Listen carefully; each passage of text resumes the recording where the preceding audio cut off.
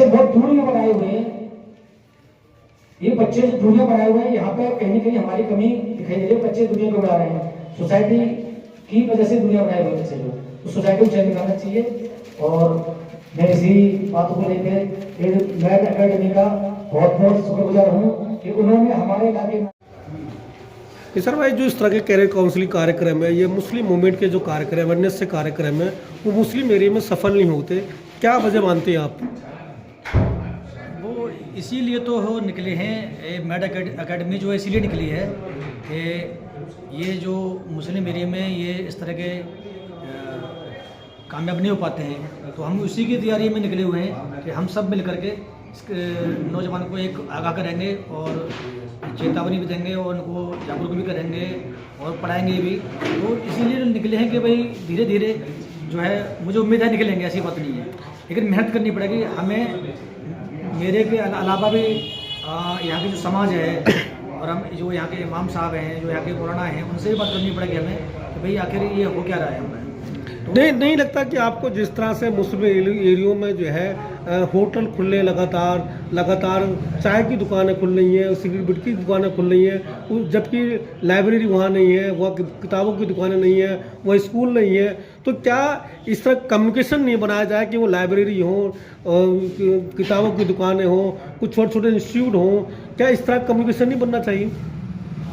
उसी के लिए तो जो है निकले हुए हैं कि जगह जगह ये खुल रहा है, बार बार यहाँ पे बिगाड़ पैदा हो रहा है। जो इस तरह के जो होटल खुल रहे हैं चाय के, तो रात को युवा बेकार किए जा रहे हैं। तो अगर इसके पीछे है कौन, उसी को देखने के लिए एक हमारा जो मैड एकेडमी है और भी ट्रस्ट है, हमारा एक मेजर पार्टी ट्रस्ट है, वो भी निकला हुआ है सीपीएम पार्टी की तरफ से। हमने डीसीपी में कंप्लेंट भी लगाई है इसकी, ऐसी बात नहीं है कि काम कर रहे हैं इस पर। तो उन संगठनों को सबको निकल के जो एकेडमी है, जो भी संगठनों को बाहर आना पड़ेगा, तो इन पर बात करनी पड़ेगी। पुलिस भी बात करेंगे और ऐसी बात नहीं है, पुलिस भी हमारी मदद करेगी वहाँ पे, लेकिन लोग आएंगे तब। नहीं, दिल्ली पुलिस और पब्लिक की मीटिंग जब होती है तो वहाँ अलग अलग तरह की बात होती है, क्राइम की बात होती है, नशे की बात होती है, लेकिन ये बात क्यों नहीं होती कि मुस्लिम इलाकों में बाजार रात को 10 बजे बंद होना चाहिए, रात को 3 बजे तक बाजार खुलता है, 12 बजे 2 बजे तक खुला। कई इलाकों में होता है कि 10 बजे के बाद शॉपिंग का दौर शुरू होता, खाने का दौर 12 बजे के बाद शुरू होता है। तो ये सिस्टम है, कहीं ना कहीं पुलिस भी उन जो सिस्टम को बिगाड़ करे उनके साथ खड़ी है। यानी असल में क्या है, पुलिस नहीं बिगाड़ रही, हम खुद बिगाड़ रहे हैं। हम पुलिस की मदद के बजाय पुलिस की मदद नहीं ले पा रहे, पुलिस से शिकायत नहीं कर पा रहे, पुलिस में बार बार नहीं जा पा रहे, इसीलिए पुलिस भी पीछे आंख मीच लेती है ना। क्यों? क्योंकि हम उनके पास बार बार शिकायत लेके जाएंगे, पुलिस को तो आना पड़ेगा, मजबूरी तो सेवादार है। वही कि जो पहले कमी हमारी है, जो पब्लिक और पुलिस की मीटिंग होती है, जो हमारे रहनुमाई कर रहे हैं, जो हमारे सोशल वर्कर हैं, RW चलाते हैं, NGO चलाते हैं, तो इस सवाल को क्यों नहीं उठाते? सर सवाल का एक बार सवाल उठा दिया, उसके बाद पेल्टियम डाल देते हैं, वो बार बार नहीं उठाते ना। बात ये है, जी। आज मीटिंग कर दी, कल छोड़ दी, फिर पुलिस भी रिलीज पड़ गई और वो खत्म कर दी। पुलिस को भी टाइट जब तक रहती है, जब तक एक आवाम बार बार उनसे गुहार लगाती रहेगी, सर हमारे यहाँ ये हो रहा है, सर हमारे यहाँ ये हो रहा है, तो बार बार अगर हम कहते रहेंगे तो ऐसी बात नहीं है पुलिस मदद नहीं करेगी, पुलिस मदद करेगी। तो उम्मीद है हम जब लोग आगे आएंगे तो ऐसी बात नहीं है। बहुत बहुत थैंक यू। आज जो आपने कार्यक्रम किया है, क्या उस उद्देश्य था, क्या मकसद था इसका? इसका मकसद था कि बच्चों का सही रास्ता दिखा जाए, गाइडेंस अच्छे से मिले, क्योंकि बच्चे कहीं ना कहीं हाई स्कूल कर लेते हैं और बीच में पढ़ाई छोड़ देते हैं या इंटर कर लिए छोड़ दिए, क्योंकि उनका विजन जो रहता है क्लियर नहीं रहता कि मुझे आगे कहाँ पे जाना है।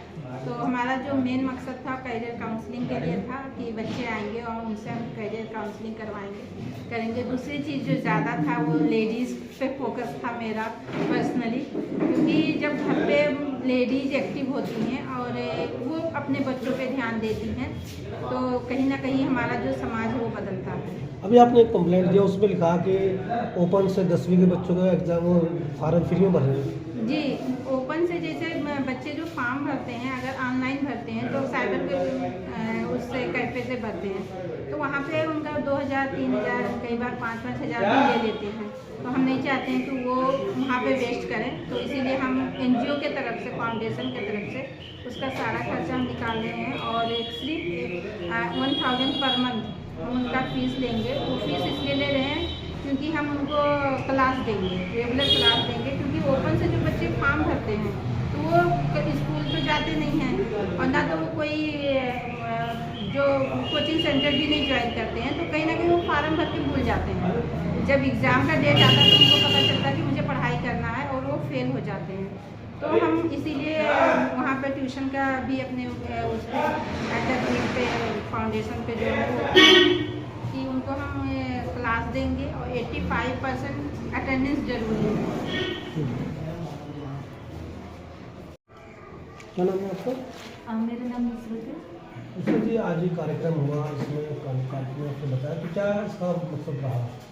देखिए, इसका मकसद बहुत इम्पोर्टेंट है क्योंकि आज का जो यूथ है ना वो भागम भाग उसको पैशन नहीं है और गाइडेंस भी नहीं है।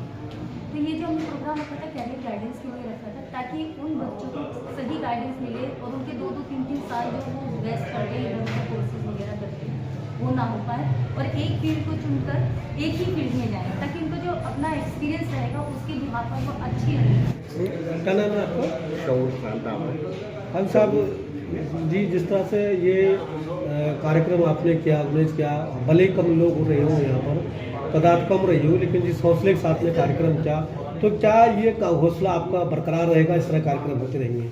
देखिए, बिल्कुल बरकरार रहेगा और इंशाअल्लाह क्योंकि फाउंडेशन सही से पहुंच नहीं पाई, जगह बदलनी पड़ी किसी वजह से, लेकिन मैं तो चला था जाने पे मछली मगर लोग आते गए और कारवा बनता गया। इंशाअल्लाह बहुत जल्द एक कारवा बनेगा मुस्तफाबाद में और यहाँ के नौजवान बच्चे भी सोचेंगे कि तालीम की अहमियत को समझेंगे, हमारे साथ जुड़ेंगे और एक तालीम का गहरावा इंशाअल्लाह आने वाले वक्त में मुस्तफाबाद बनेगा। क्या नाम है आपका? जी, मेरा नाम केसर राज मोहम्मद। यहाँ एक कार्यक्रम हुआ, कैरियर काउंसिल लेकर कुछ लोगों से बातचीत की होंगी आपने, तो किस तरह के सवालात आए, किस तरह से आपने यहाँ लोगों को बताया? देखिए, सवालात तो नहीं आ पाए क्योंकि लोग सिर्फ हमें सुन रहे थे। हमारा जो मेन मतलब मकसद था वो था नौजवानों को बात करना, लेकिन वो यहाँ पे नहीं आ पाए। हमने करियर काउंसलिंग का सोच कर आए थे ताकि हम बच्चों को बता सकें कि हम उनको 10th के बाद या 12th के बाद ऐसा कुछ कोर्सेज बता सकते हैं जिसके बाद वो कुछ न्यूनतम अपना एटलीस्ट कुछ तो कमाने लगे जो वेजेस है उनका, और वो अपना टाइम वेस्ट ना करें। लेकिन ना उनके ना होने की वजह से बस सवालात नहीं आए, हम अपनी बात ही रख पाए।